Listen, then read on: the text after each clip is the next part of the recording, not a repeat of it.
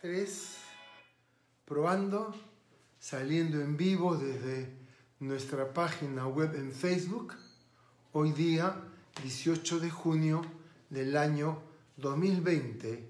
Estamos cumpliendo el día número 95 del aislamiento social obligatorio acá en Lima, Perú.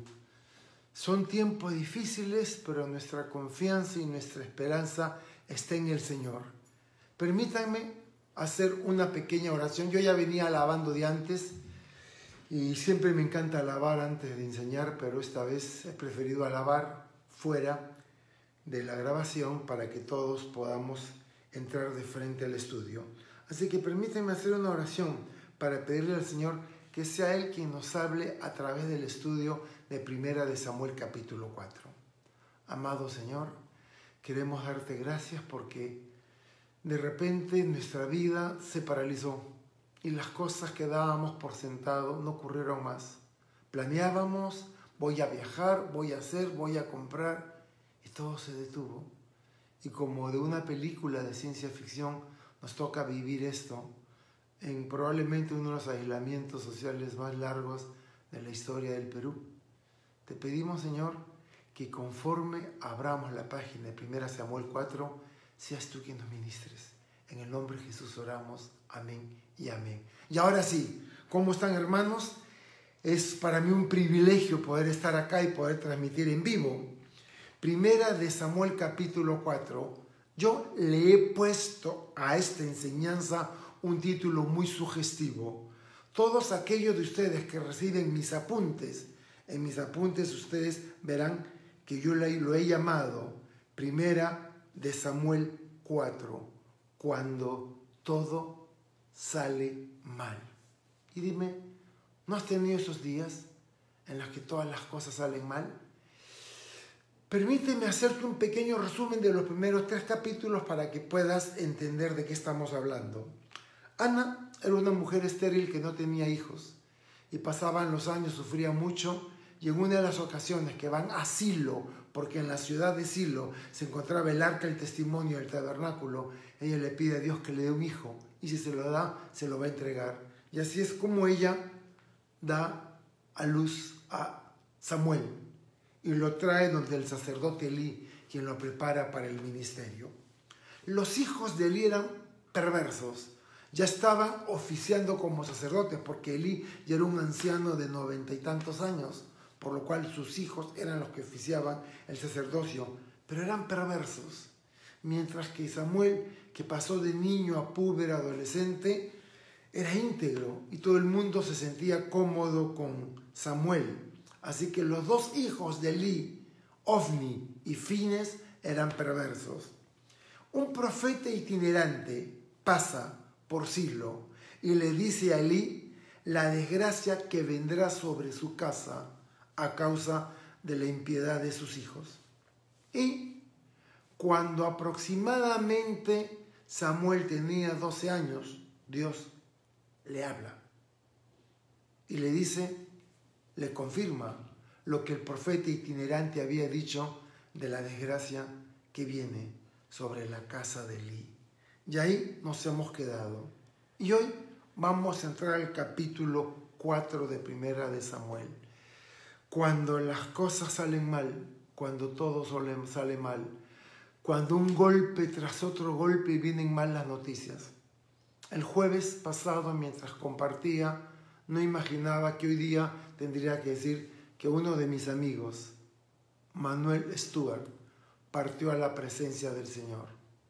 Una persona que todos han coincidido por su nobleza, por su corazón entregado a Dios, porque siempre estaba con una sonrisa y siempre tenía palabras de ánimo. A pesar que muchas cosas le ocurrieron, nunca perdió su fe en Dios. Y el Señor se llevó. Manolo, el Señor te tiene en su presencia. Estás en un lugar donde ya no hay lloro ni lágrimas, porque el Señor enjugará todas lágrimas. Hoy día, a las 10 de la mañana, recibo una llamada telefónica. Mi cuñado me dice, urgente, agarra tu carro y anda en este momento a la casa de tu mamá. nos encontramos allá. Mi madre tiene 97 años, anciana, y por la manera que me dijo esperaba lo peor. Tuvo una isquemia, a su edad dice que es frecuente, gracias a Dios no fue más que un susto, y lo peligroso, el susto pasó y tengo mamita para rato. Ya Dios le dio 97 años, una vida fructífera, y doy gracias a Dios que no se la haya llevado todavía. Y un susto, mientras manejaba, les digo, manejaba con el corazón en la boca, diciendo, oh, qué mal momento para que mi madre parta, pero Dios me la regaló por más tiempo. ¿Cuántos días más? Ella ya está viviendo vida de sobra, ya se pasó, y le doy gracias a Dios por poder tenerla. Entonces, si tienen sus Biblias, acompáñenme al libro de Primera de Samuel, capítulo 4, cuando todo sale mal. Vean, vamos a estudiar muchas cosas, van a aprender muchas cosas. Estoy seguro que algunas de las cosas que ustedes escuchen hoy no les va a gustar, porque necesariamente la intención de los que compartimos la palabra no es agradar al oyente, sino exponer la palabra de Dios. Y muchas veces la palabra ofende, y nos ofende cuando no estamos haciendo las cosas bien. Así que si tú estás hoy día escuchando por primera vez este estudio, acomódate, agarra tu Biblia, agarra lápiz, lapicero o marcadores, porque vamos a estudiar la Biblia. Y este capítulo, wow, tiene mucho que decirnos. Yo uso la versión de la Biblia Reina Valera contemporánea, pero cuando pronuncio los nombres, utilizo los nombres de la Reina Valera 60, porque es lo que estamos acostumbrados. Versículo 1 y 2. La palabra de Samuel llegaba a todo el pueblo de Israel. Por esos días, Israel salió a entablar combate contra los filisteos y acampó junto a Ebenezer, mientras que los filisteos acamparon en Afec. Los filisteos presentaron una cerrada batalla contra Israel y lo vencieron, matando a 4,000 hombres. Israel tiene una escaramuza con sus enemigos filisteos y le va mal. 4 hombres pierden en esa batalla. Noten que el versículo 1 empieza diciendo que Dios ya usaba a Samuel como instrumento, porque dice que ministraba la palabra a todo Israel. Y luego la segunda parte del versículo 1 dice, en aquel tiempo Israel estaba en guerra con los filisteos. Vean, el conflicto lleva más de 100 años, ya llevan 100 años de conflicto filisteos con judíos. Es más, los filisteos estuvieron muchos años en el área de Israel. Si ustedes leen la vida de Abraham en Génesis 21, del 29 al 32, dice que Abraham fue a hablar con Abimelech, rey de los filisteos. Y Abimelech no era un nombre propio, Abimelech era como decir faraón, un título al que gobernaba. Así que en Génesis 21, al 29 al 32, nos dice que ya habían filisteos en la tierra. Y los filisteos van a seguir en la Biblia hasta Jeremías 47, del 1 al 5, cuando Jeremías predice su completa destrucción en mano de los babilonios. Ahora, ¿quiénes eran los filisteos? ¿Y qué tienen que ver ellos con los palestinos el día de hoy? Muy bien, los filisteos no eran oriundos de Tierra Santa, no. Ellos venían de la isla de Creta en la explosión de la sociedad minoica. Esta civilización minoica les quedó pequeña la tierra y fueron por todo el Mediterráneo a conquistar. Así que en su apogeo buscaron tierras donde expandirse. Fueron en Egipto, pero en Egipto los egipcios los rechazaron, así que fueron repelidos. Y finalmente se establecieron en la costa sur oeste de Canaán, lo que hoy día conocemos como la Franja de Gaza, y se organizaron en torno a su Pentápolis, porque habían 5 ciudades filisteas, y cada una de esas 5 ciudades tenía un gobernador. Así no había un rey sobre ellos, cada ciudad era autónoma. Y estas ciudades, lo sabemos por la Biblia, eran Asdod, Ascalón, Ecrón, Gat y Gaza. Eran las 5 ciudades filisteas que habían en estos tiempos que Samuel estaba en Israel. Ahora, las tribus de Israel no pudieron expulsar a muchos de los pobladores de la tierra. Recuerden que en Génesis 15 Dios le había dicho a Abraham: mira, donde tus ojos alcanzan a ver, toda esta tierra te la daré, pero aún no te la voy a dar, porque aún no ha llegado a su colmo la maldad de los habitantes de esta tierra. Pero llegará un día en que te la daré para que entres y arrases con todos los pueblos y ustedes tomen posesión de la tierra, no dejen a nadie, porque esta tierra yo se las doy. Era lo que Dios le había dicho. Pero como les decía, las tribus de Israel no pudieron sojuzgar a muchas tribus, entre ellos a los filisteos, que fueron unos portentosos enemigos.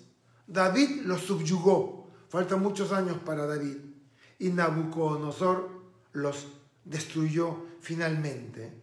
El versículo 2 dice que en el enfrentamiento los filisteos derrotaron a los israelitas, matando como a 4,000 de ellos.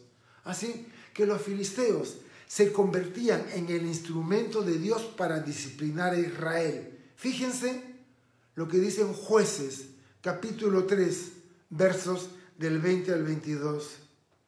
Como Israel ha roto el pacto que establecí con sus antepasados y no me obedece, tampoco volveré a expulsar delante de ellos a ninguna de las naciones que Josué dejó. Josué dejó naciones, entre ellos los filisteos. Vean lo que dice Números 33:55. Dios le habla a Israel: si ustedes no echan fuera de su presencia a los habitantes del país, va a suceder que los que ustedes dejen les serán aguijones en los ojos y espinas en los costados, y los afligirán en la tierra donde ustedes habiten. Y Dios les dice: esos habitantes que han quedado serán mis instrumentos, a los cuales yo usaré contra ustedes cada vez que ustedes me den la espalda. Y cada vez que ustedes me olviden, yo voy a mandar a estos pueblos que han quedado en la tierra para que los ataquen, para que les pongan yugo, para que sepan que se han alejado de mí. Y esto se vio reflejado en todo el libro de Jueces. Ahora, el profeta, el pastor Fernando compartía en su estudio bíblico del día martes sobre Balaam. Balac había mandado contratar un brujo llamado Balaam en el libro de Números para que maldijera a Israel. Pero cuando Balaam llega, en las 3 oportunidades Dios no le permite maldecir a Israel, solo le da bendición y le da alabanza. Como Balaam se iba a quedar sin el dinero que el rey Balac le había prometido, Balaam le da el secreto para que Dios destruya a Israel. Y le dice: simplemente entrégale tus hijas a sus hijos. Ellas los harán fornicar y pecar tras los dioses de ustedes, y la ira de Dios se encenderá contra su pueblo. Así que todas estas naciones, moabitas, amorreos, amalecitas, filisteos, fueron instrumentos de Dios para disciplinar a su pueblo. Versículos 3 y 4, Primera de Samuel, capítulo 4. cuando el pueblo, y quiero que escuchen, porque acá encontramos una de las ideas principales del estudio de hoy. Cuando el pueblo volvió al campamento, los ancianos israelitas preguntaron, ¿por qué permitió el Señor que los filisteos nos vencieran? Fíjense quiénes se están quejando. ¿Los jóvenes? No, los adultos. ¿Por qué Dios permitió que los filisteos nos vencieran? Vayamos a Silo, porque en esa época la ciudad sagrada era Silo, donde está el arca del Señor, el arca del testimonio, que en el desierto había guiado al pueblo de Dios. Durante el día una nube salía del arca del testimonio y cubría a los más de 2 millones de Israel que viajaban por el desierto. Y en la noche una columna de fuego salía del arca del testimonio e iluminaba todo el campamento. El arca del testimonio era donde los judíos decían que estaba la presencia de Dios entre ellos. Vayamos a Silo, donde está el arca del Señor. Ella tiene que acompañarnos al frente de batalla para que nos salve de nuestros enemigos. Vean el concepto. Si la presencia de Dios está en el arca y si el arca viene con nosotros al frente de batalla, entonces vamos a vencer a nuestros enemigos. Entonces, el pueblo, no dice el sumo sacerdote Elí, no, el pueblo mandó traer de Silo el arca del pacto del Señor de los ejércitos, que habita entre los querubines, Ofni y Fines. Los 2 hijos de Elí resguardaban en Silo el arca del pacto. Cuando se enteraron de la derrota, los ancianos dijeron, ¿por qué dejó Dios que los filisteos nos derrotaran? Y los hombres nuevamente culparon a Dios por la derrota.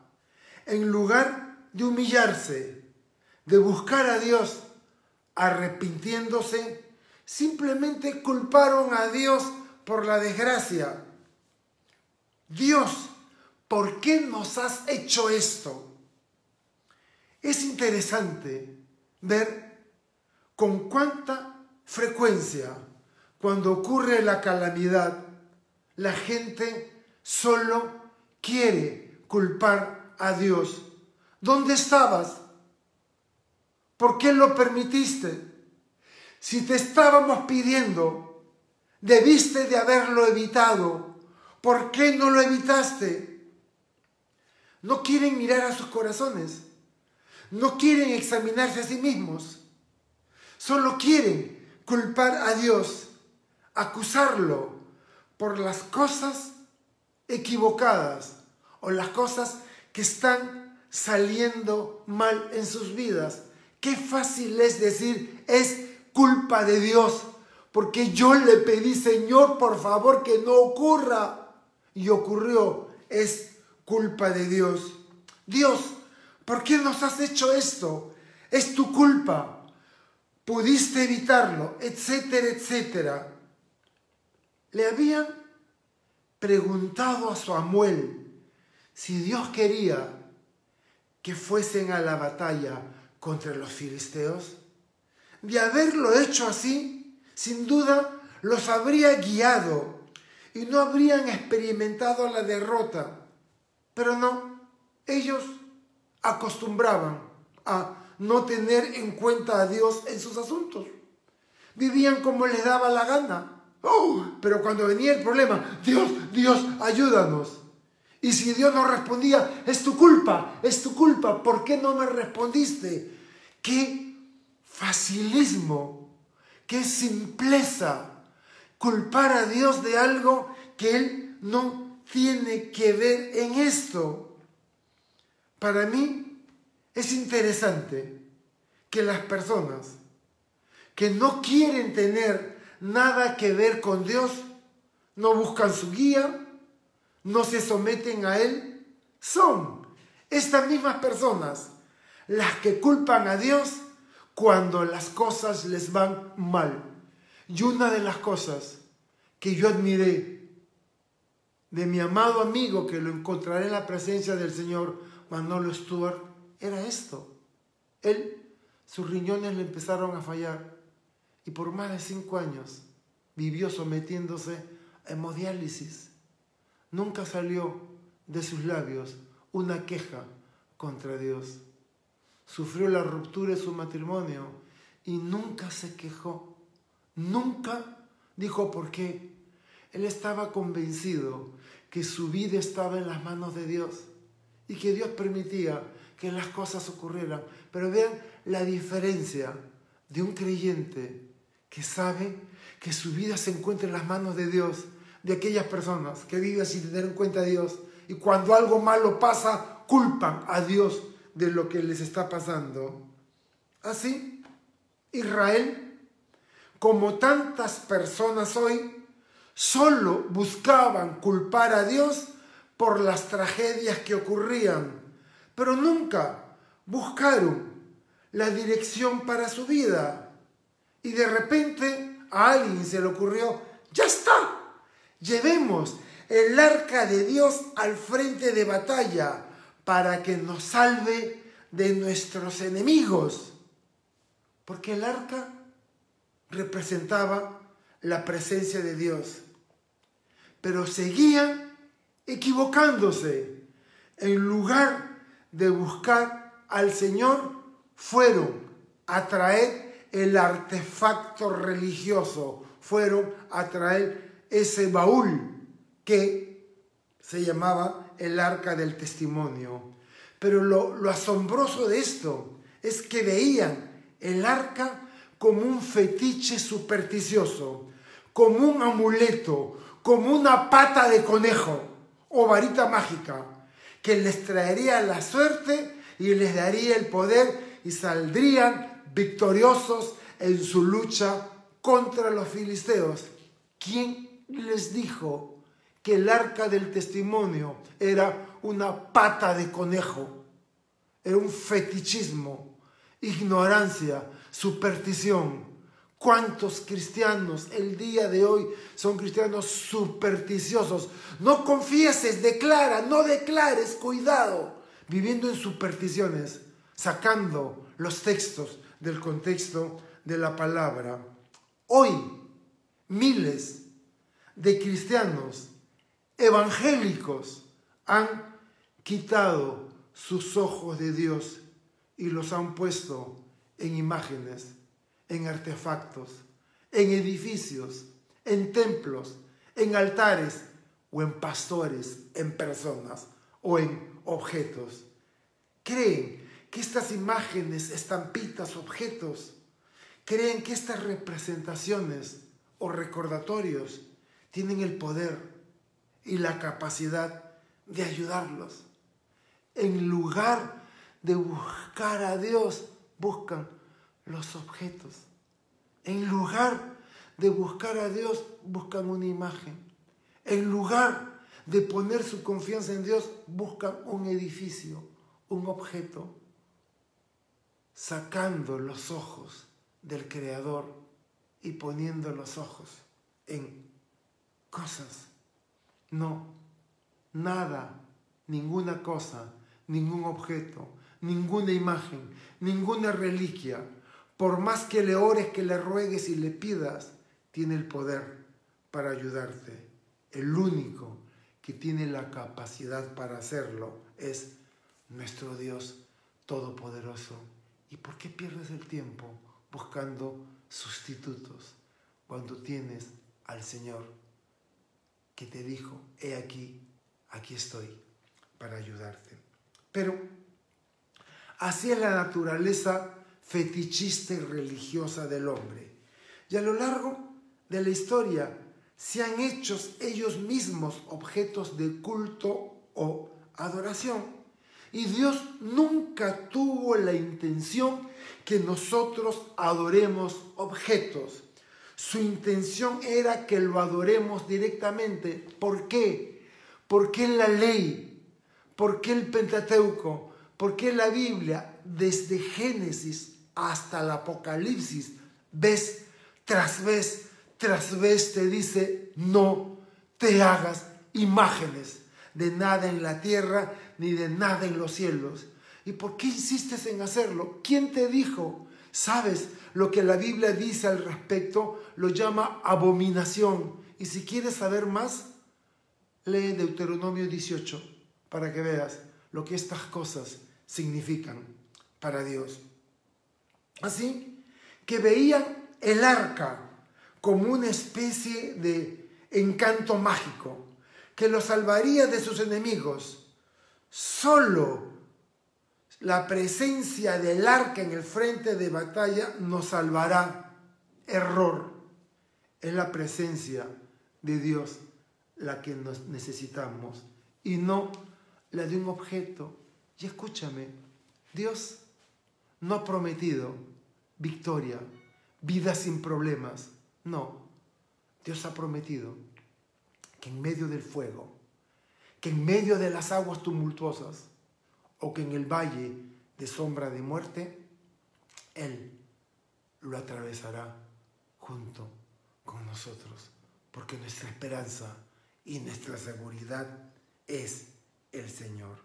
Así que tomaron el arca del lugar santísimo, que tenía cortinas donde habían querubines bordados en las cortinas. Ofni y Fines, a espaldas de su padre anciano, el sacerdote Elí, llevaron el arca al frente de batalla. ¡Wow! Acá está el objeto. ¡Wow! El arca representa a Dios. ¡Wow! Ya ganamos la batalla. Ahora vean, para que vean la ignorancia de un pueblo que se suponía que era el pueblo de la Biblia y que debían saber que no debían poner sus imágenes en objetos. Versículos del 5 al 11. Un pasaje largo, lo voy a leer. Cuando el arca del pacto del Señor llegó al campamento, todo el pueblo de Israel gritó con tanto júbilo que la tierra se estremeció. Y a los gritos los filisteos se preguntaron: ¿por qué hay tantas voces de júbilo en el campamento de los hebreos? Y al saber que el arca del pacto del Señor había llegado allí, con mucho miedo dijeron: Dios ha venido al campamento. ¿Qué va a hacer de nosotros? Nunca antes nos había pasado algo así. ¡Ay de nosotros! ¿Quién nos librará de este Dios tan poderoso? Fue Él quien castigó a los egipcios con plagas en el desierto. Hermanos filisteos, tenemos que luchar con valor para no convertirnos en esclavos de los hebreos, como ellos lo han sido de nosotros. Portémonos varonilmente y peleemos. Y los filisteos pelearon y vencieron a los israelitas y los hicieron huir a sus tiendas. Fue tan grande la mortandad que ese día cayeron 30,000 israelitas de infantería. La primera vez murieron 4,000 hombres, ahora han muerto 30,000 hombres. Y mataron a Ofni y Fines, los dos hijos de Eli. Ok, ¿qué pasó? Vamos a repasar. Cuando el arca llegó al campamento de Israel, hubo júbilo y festejo. Era un festejo anticipado del triunfo. Creían que la victoria estaba asegurada porque el arca estaba entre nosotros. Los filisteos tenían el conocimiento, sabían que Dios, el Dios de Israel, había castigado a los egipcios y los había liberado de la esclavitud. Y la presencia del arca tuvo un efecto inverso, un efecto boomerang para los israelitas. Los filisteos se preocuparon, la adrenalina fluyó y decidieron luchar por sus vidas. Se volvieron feroces, eran hombres poseídos con la fuerza de la desesperación. volvieron a atacar a Israel y los derrotaron con una tremenda masacre. La lección fue que los que se alegraron y cantaron con júbilo fueron derrotados, y los que se asustaron resultaron vencedores. Y esta derrota fue peor que la primera. El resultado, 30.000 israelitas muertos y el arca capturada. Y para aquellos de ustedes que quieren saber cómo es el arca, acá se las voy a mostrar. Esta es una gráfica del arca del testimonio. El arca del testimonio es un baúl.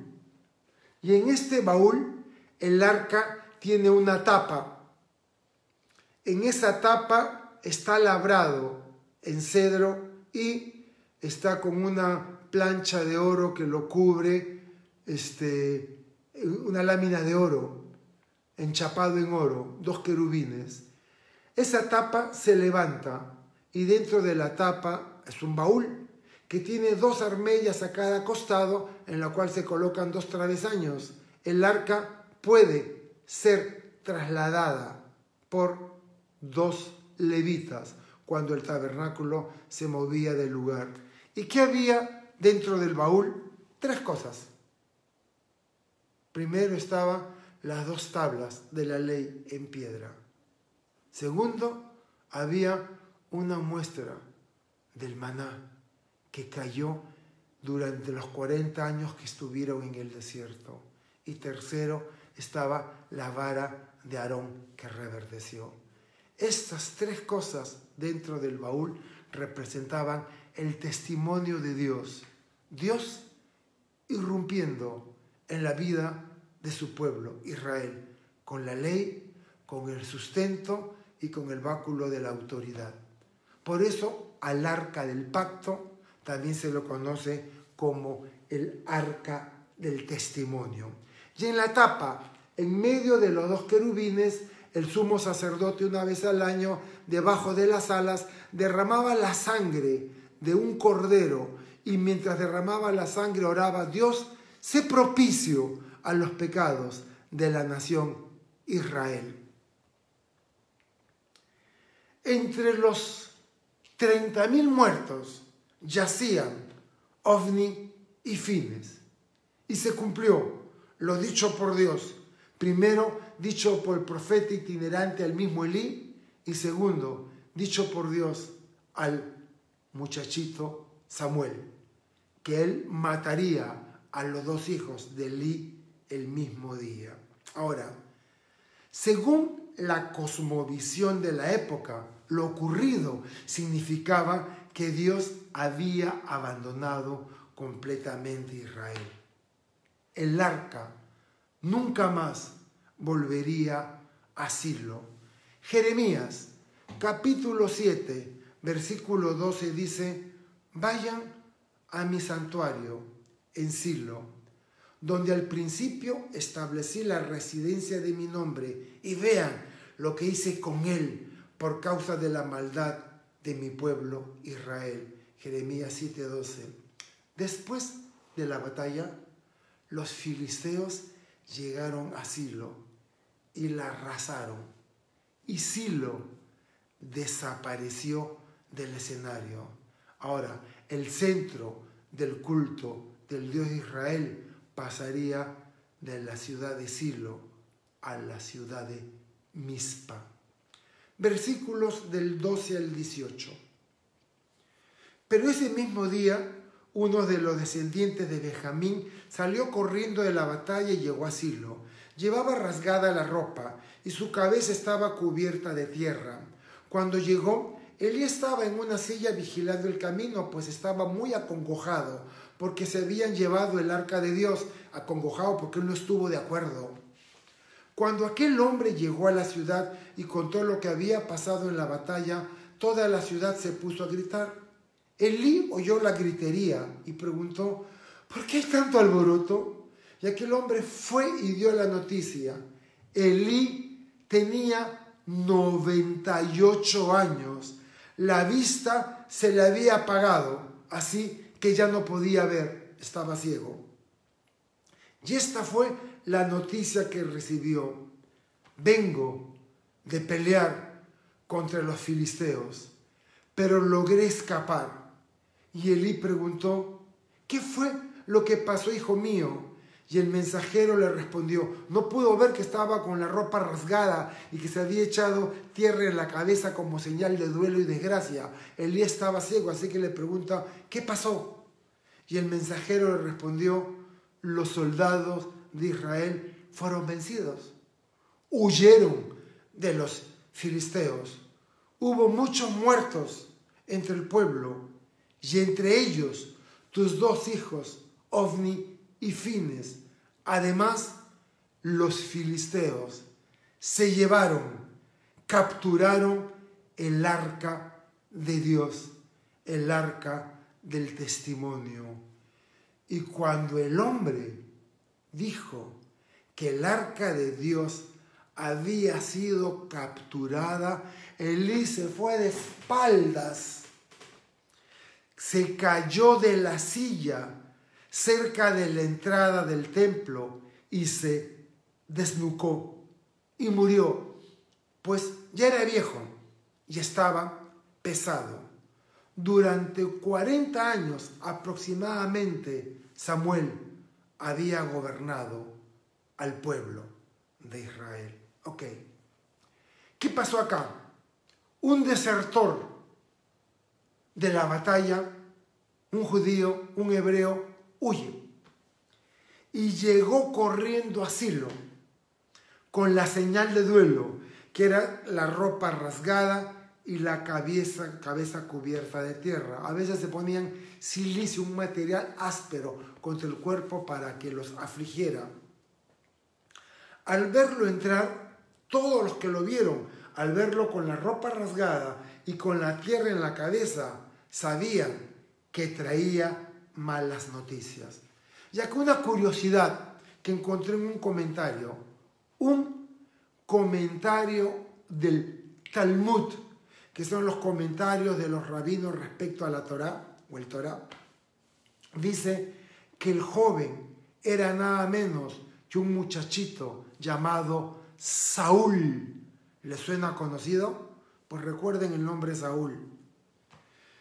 Elí estaba ansiosamente sentado. Era viejo, ya no veía bien, su corazón temblaba, no por sus 2 hijos, sino por el arca de Dios.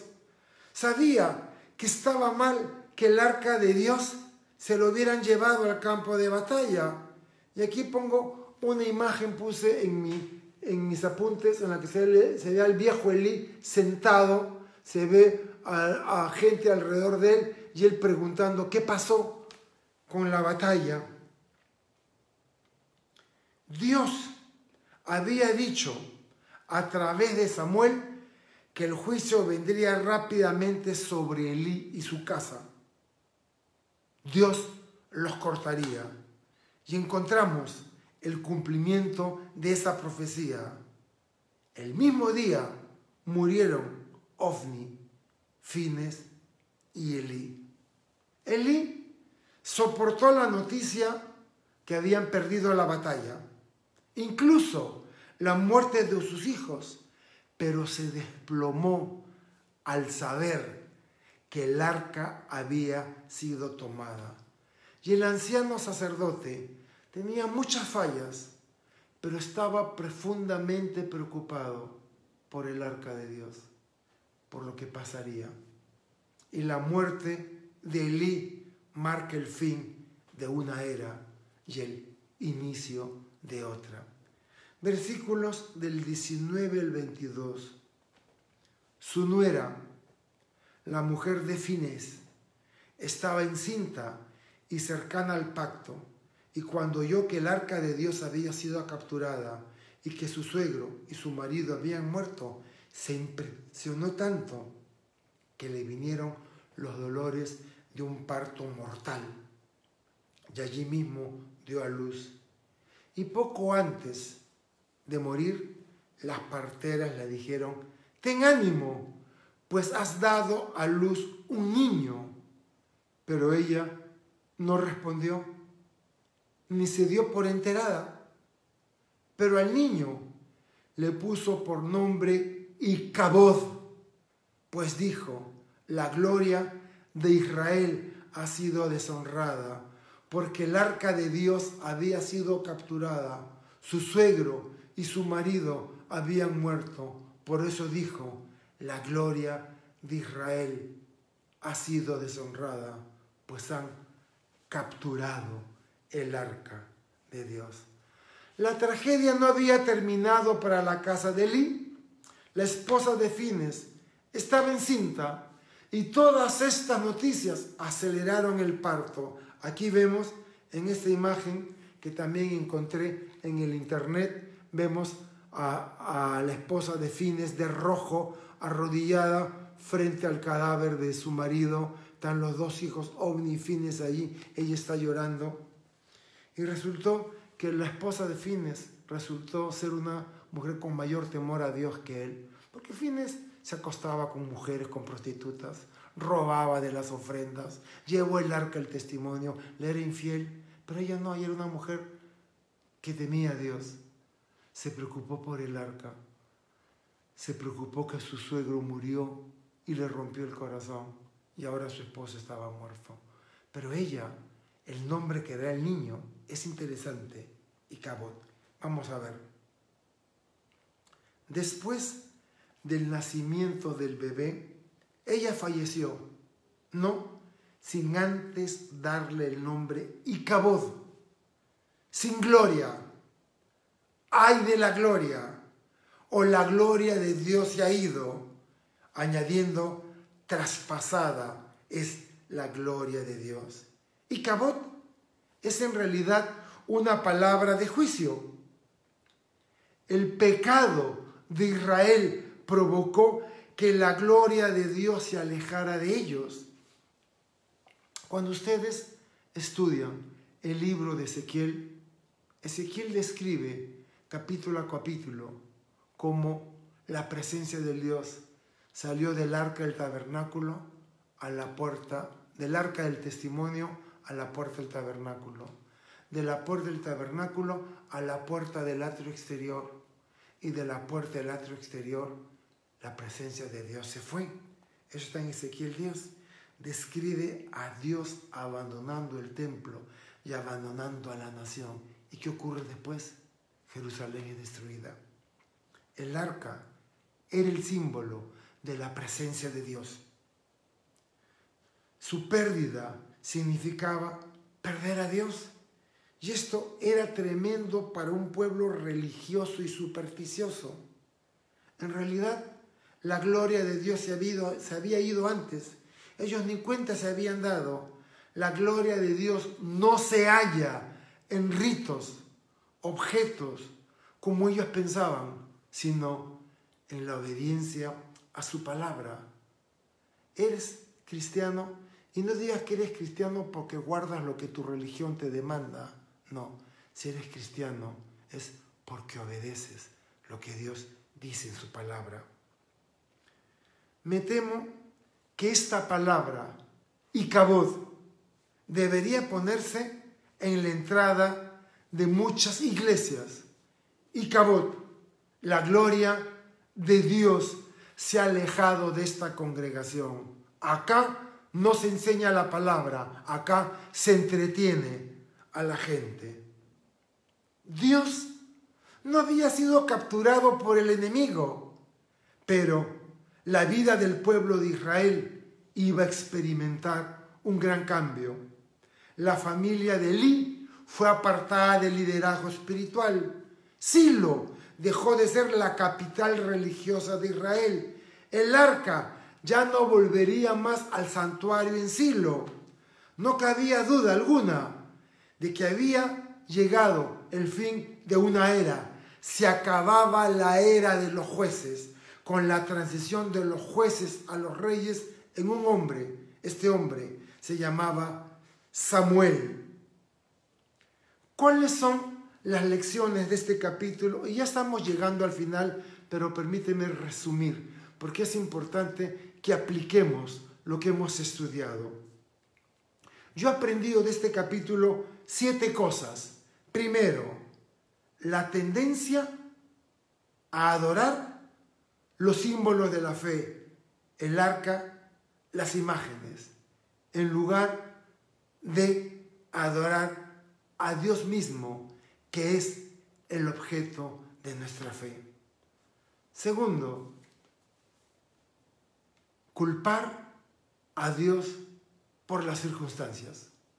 Y ya sabemos que los que culpan a Dios son quienes no lo conocen.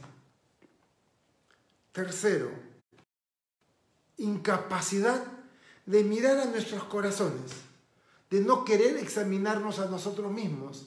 Si Israel hubiera hecho eso, nunca hubieran llevado el arca, hubieran consultado a Elí, les habría dicho que no, o ni siquiera habrían ido a la batalla. Pero ellos no miraron su corazón. 4. La costumbre de no tener en cuenta a Dios en los asuntos de la vida. ¿Cuántas personas viven y no consideran a Dios para nada? 5. El daño del fetichismo y la superstición. ¿Cuánto daño le ha hecho a la iglesia cristiana las imágenes? Aunque dicen que una imagen simplemente representa una foto o un cuadro, la realidad es que el pueblo, en su ignorancia, le rinde culto y adora las imágenes por encima del Creador. 6. La palabra de Dios siempre se cumple. Y todo lo que se dijo de Elí y de sus 2 hijos se cumplió. Tenemos la palabra profética más segura. Y haces bien a leerla y estudiarla. Señor, ¿qué tienes para mí hoy? Y último, 7. Cuidado con Icabod. Cuidado que la gloria de Dios se haya ido de ti. Israel debió saber que su Dios no podía ser quitado de en medio de ellos. Pero cuán pagana era la percepción de Israel acerca de Dios. Dios estaba en el arca. Ya no está el arca, ahora Dios está con los filisteos. Cuando Judá fue llevado a Babilonia como esclavos, creían que Dios ya no tenía poder suficiente para protegerlos. Pero Ezequiel, desde el exilio, se encargó de poner las cosas en su sitio. Y el exilio no era evidencia de la falta de poder de Dios, sino la demostración del control total que tenía sobre la situación y el resultado del juicio de Dios sobre su pueblo. Judá, Jerusalén había sido destruida, el templo destruido y todo el pueblo llevado cautivo a Babilonia, no porque Dios no los pudiera defender, sino era porque Dios había enviado a los babilonios a destruir a su pueblo y llevarlos de cautivo por un solo hecho, porque le habían dado la espalda. Dios tenía un control completo de la situación. Dios no permitiría que su nombre fuera deshonrado, asumiendo que toleraba la injusticia, la inmoralidad y la idolatría, que eran defectos patentes en el pueblo de Israel. Y el día de hoy, ¿cuántos cristianos son injustos, inmorales e idólatras? Me pregunto, cuidado, porque si te llamas cristiano y eres fornicario, eres inmoral, o le rindes cultos a las imágenes, o eres injusto, vas a tener que dar cuentas. Nosotros, ahora, tal como Israel en tiempos de Elí y Ezequiel, debemos evitar creer que el poder de Dios se va a demostrar de la manera que creemos apropiada para nosotros. Mejor dicho, yo no soy nadie para decir, Dios va a hacer esto, Dios va a actuar de esta manera. Si tú pones las palabras juntas, formulas la promesa y reclamas, yo confieso y yo declaro, porque acá está, y tienes a Dios obedeciéndote. No, así no es. Estás completamente equivocado. Dios es soberano y la voluntad de Dios se hace como en el cielo, acá, también en la tierra. Ten cuidado. Busca a Dios. Hoy día, más que nunca, somos conscientes que no tenemos el control de nuestra vida. Muchos hemos perdido en estos tiempos de pandemia amigos queridos, que los vamos a extrañar, que los encontraremos en la presencia de Dios cuando Dios nos llame. Otros han perdido familiares, seres queridos, y no tenemos el control. Hay algunos que se han infectado y han pasado bien. Hay otros que escuchar estas noticias les hace mucho daño, les hace mucho estrés. Caballeros, escúchenme. Si a tu esposa le afecta que estés todo el día escuchando los muertos, el avance de los infectados, no lo hagas. O ponte audífonos cuando lo vayas a hacer. Hay personas sensibles y esta situación es estresante, pero nosotros, la Iglesia del Señor, sabemos que quien tiene el control de nuestra vida es el Señor y que esto ha pasado al mundo. Dios sacudiendo al mundo para que reaccione. ¡Reacciona! Dios le ha dado al mundo un estate quieto. Y este es el tiempo de crisis, de buscar a Dios. Y este es el momento y el tiempo ideal para compartir del Señor. Agarra esta enseñanza cuando la suban a YouTube y mándala. Por favor, entra a nuestro canal Gracia Calvary Chapel en YouTube y manda las alabanzas a todos tus amigos. Las enseñanzas. Habla de Dios. Ora. Confía en Él. Cree en Él. Porque hasta el día de hoy hay un pan sobre tu mesa.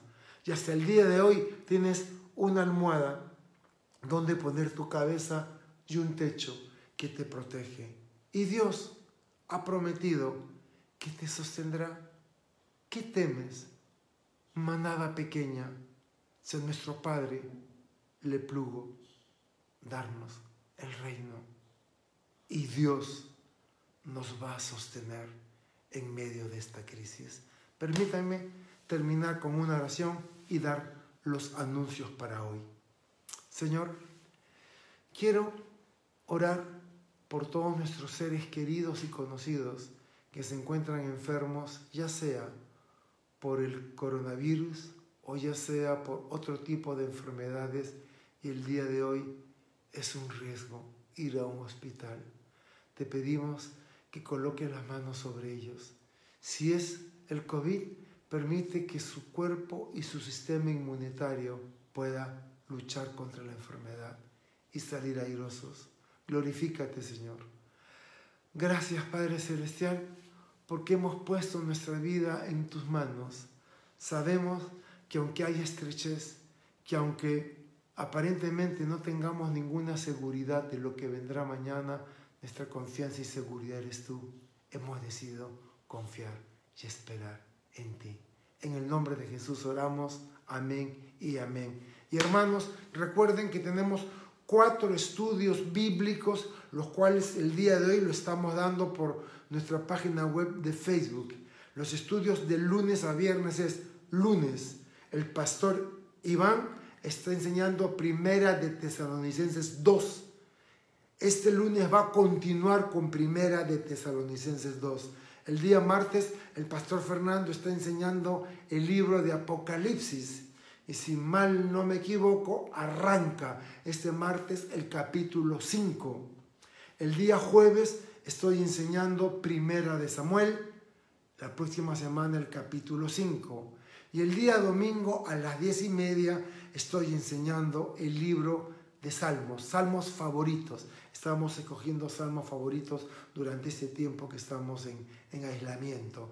Y también hay estudios a través de otras fuentes como es Zoom o Meet. Se reúnen los chicos y las chicas se reúnen los caballeros, se reúnen las damas, escuela dominical, se reúne contracultura. Así que tenemos los distintos grupos de la iglesia reuniéndonos. Y quiero hacer un anuncio. Si tú eres un caballero, quiero invitarte a un desayuno. Claro, el desayuno tienes que ponerlo tú. Pero este sábado, 20 de junio, tengo a un querido pastor, amigo, invitado para que comparte el devocional con nosotros.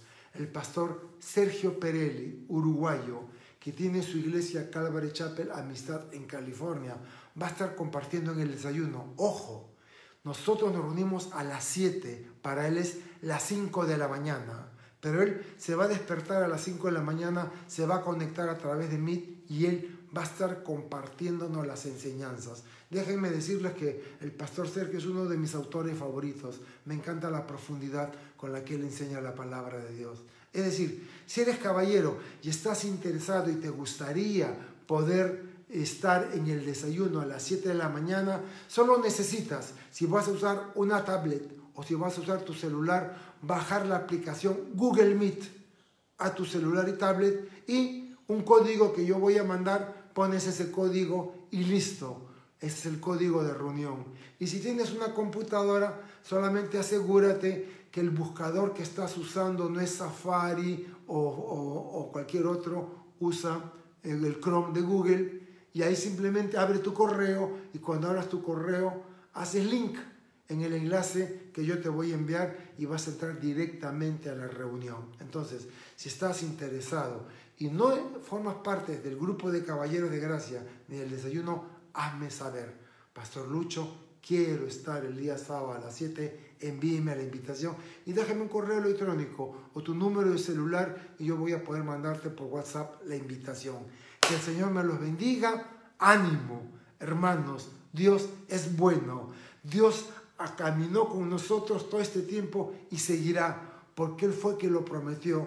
Estaré con ustedes todos los días hasta el fin del mundo. Y si el fin del mundo es mañana o dentro de un mes o dentro de 10 años, mientras yo viva, mi Señor andará conmigo. Que Dios me los bendiga. Cuídense mucho.